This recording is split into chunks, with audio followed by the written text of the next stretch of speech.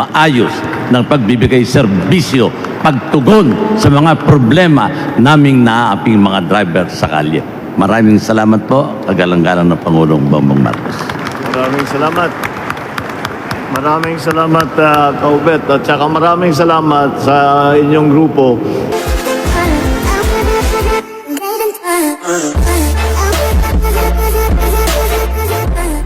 Now from the Transport Group, atin naman pong pakinggan si Mr. Roberto Kaobet Martin of the Pangkalahatang Sangguniang Manila and Suburbs Drivers Association, Pasang Mazda. Kagalang-galang na Pangulong Ferdinand R. Marcos Jr., mga government officials, magandang umaga po. Mahal na Pangulo, sa layunin po ninyo na maisaayos ang hanay ng transportasyon sa jeepneys, kami po sa hanay ng jeepneys ay sumuporta at nakiisa sa modernization program. At dahil po dito, mahal na Pangulo, hinihiling din po namin sa pagkakataong ito na magkaroon ng tamang sistema doon sa mga bagong players po natin na nagdanais magbigay ng serbisyo publiko sa ating mga kababayan. Sa amin pong pananaw sa jeepney sector, mahal na Pangulo, dapat ay magkaroon ng tamang regulasyon ang bawat pampublikong sakyan na nagdanais magserbisyo sa ating mga kababayan. Sa amin pong hanay, mahal na Pangulo, ang ruta ng jeep dapat po sa jeep lamang. Ang ruta ng bus sa bus. Sapagkat naapektuhan din po ang aming hanap buhay sa araw-araw. Kanya po kami natutuwa sa pagkakataong ito upang ipaalam sa inyo ang aming damdamin. Mahal na Pangulo, sana po magkaroon ng maayos na ruta ang jeepney, maayos na prangkisa, hindi lamang po dito sa Kalakang, Maynila, kundi sa buong bansa. Sapagkat sa nakikita po namin, kung maayos at ang prangkisa, maayos at ang ruta, hindi ho tayo magkakaroon ng mabigat na problema ng trapiko, hindi lamang po dito sa Kalakang, Maynila, kundi sa buong bansa. Isa pa po namin kahilingan, mahal na Pangulo. Ito pong consolidation process na nabanggit ng aming kalihim ni Bautista na dapat po ay matuldukan na ito sa katapusan ng Abril o ng buwang kasalukuyang ito. Ayan po ang aming jeepney sector. Almost 86% na po, mahal na Pangulo, sa buong bansa ang nakapag-consolidate na. Kanya po, ipinarating po namin sa inyo kagalang-galang na Pangulo na tuldukan na po ito sa Abril ng buwang kasalukuyan. At dahil po dito, mahal na Pangulo, andyan po ang jeepney sector. Nagpapasalamat at aming nasabi sa inyo ang aming mga problema. Umaasa po kami, kagalang-galang na Pangulong Bongbong, na magkakaroon po ng katuparan ang aming mga pangarap na pinangarap nyo rin po. Sa huli po, ako'y magpapapuri po kagalang-galang na Pangulo. Si Secretary Benar Abalos, sa kanya pong walang puknat o pagtigil na pagtulong sa amin anytime of the day, natatawagan po namin siya. Ang aming kalihim ng transportasyon, even during Saturday and Sunday, mahal na Pangulo, bukas po ang komunikasyon, iniintindi at inuunawa ang mga problema na inilalapit namin sa kanya. Kay Chairman Jojo Guadis naman po ng LTFRB, pinipilit niya na maayos ang problema naming mga operator na pampublikong sakyan.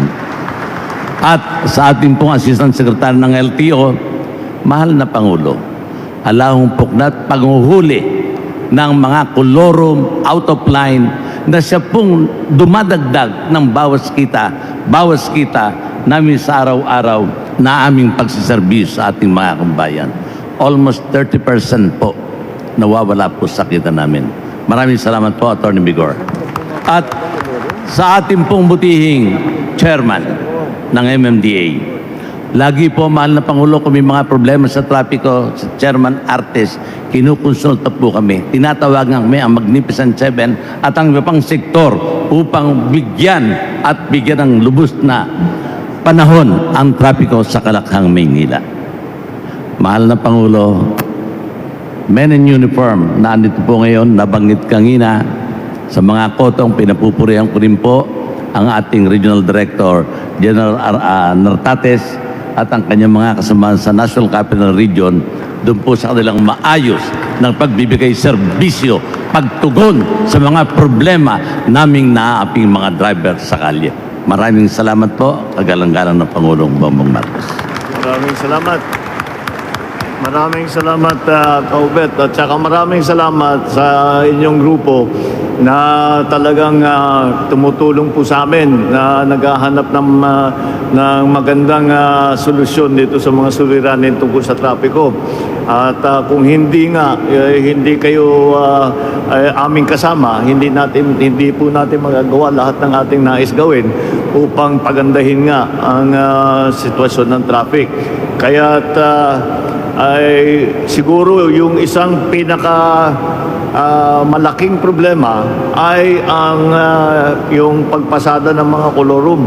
At napakarami pala, hindi ko akalain na 30% ng pumapasada ay kolorum pala. Kaya ipapasa ko ngayon kay DILG Secretary ang problema dahil ang pulis ang mag-enforce niyan at titiyakin na may prangkisang tama, may kasama sa kooperatiba lahat ng inyong grupo at mga ibang transport groups, mga TODA, lahat ay kinikilala ang mga magpapasada. Kaya maraming salamat sa inyong tulong at sana wag ko yung magsawa na magsabi sa amin kung ano pa ang naiisip ninyo na maaring gawin upang pagandahin ang sitwasyon sa trapiko. At sa kahuli-hulihan ay asahan ninyo wala na pong extension yung modernization. Kailangan na natin yan. Kailangan na natin yan. Ayusin. Titiyakin lang natin, ang tinitiyak lang namin na hindi mapabigat pa ang babayaran at iutang ng driver operator. Kaya ginagawa nating maayos at ginagawa nating well-organized yung sistema na yan. You want to talk about the Coloro? Kaobet, naatasan tayo na ating Pangulo, no? Sa totoo lang, gumalaw rito yung aming internal security sa Office of the Secretary kasama si General Nartates. So kami po'y tutulong ng lubusan kay Secretary Bautista, no? General Nartates, you have our commitment. Gagalawan po natin ito dahil 30% nito ay kolorum, ha?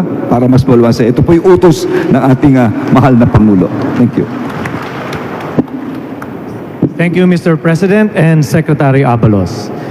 Isa pa muli sa Transport Group, acknowledging Mr. Jose Marco H. Del Pilar of the nagkakaisang samahan ng nangangasiwa ng Panlalawigang Bus sa Pilipinas, Incorporated.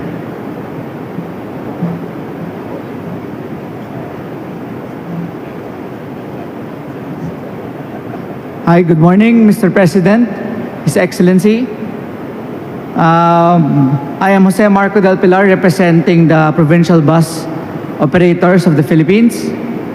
In our ongoing efforts to help the government enhance the transportation infrastructure and streamline connectivity within the regions, certain operators in our association have initiated the creation of Transit-Oriented Development Transportation Hub in Caloocan, strategically positioned as the gateway to Metro Manila for travelers originating from Northern Luzon. This pioneering initiative aims to seamlessly integrate bus routes originating from the north into the EDSA bus carousel feeder lines. It envisions facilitating the smooth operation of jeepneys and transport network vehicles, ensuring efficient pickup and drop-off services of commuters traversing Caloocan. This TOD has a connection to LRT-1, which can bring people from Caloocan to PITX and Naiya Airport When they get to PITX, they will be able to go to Southern Luzon, Batangas, and Cavite without passing through EDSA anymore. These are the kind of developments that we should look into to improve the lives of the Filipino people and the riding public.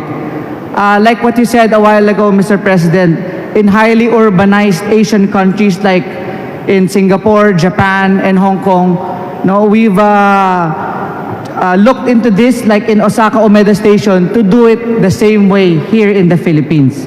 So we humbly seek the support and collaboration of the government on the enhancement of the existing as well as future expansion of terminal exchange facilities similar to that of PITX.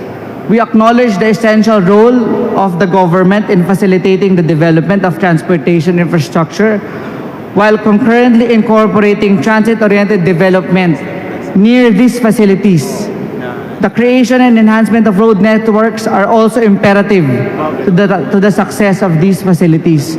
So, question also, Mr. President, is how do we simplify the facilitation of the construction and building permits connected to transit-oriented developments to help the traffic? Kasi usually, yung mga ganyan, pag malalaking projects, 1 year to 2 years ang mga building permits, no? And then secondly, for the private sector-led terminal projects, we are requesting for the provision of tax incentives to ensure the viability, financial viability of such projects. Like for example, yung PITX, kaya kaming mga operators na tinangkilik namin because once we go in PITX, libre po ang pagpasok ng bus doon. Yung consortium po na nag-project ng PITX, hindi po chinarge ang mga bus operators pagpasok sa kanilang terminal. So nakakatulong po ito sa mga riding publics, no? Kumikita po siguro sila sa mga retail stores, but pagpasok namin, libre po kami doon.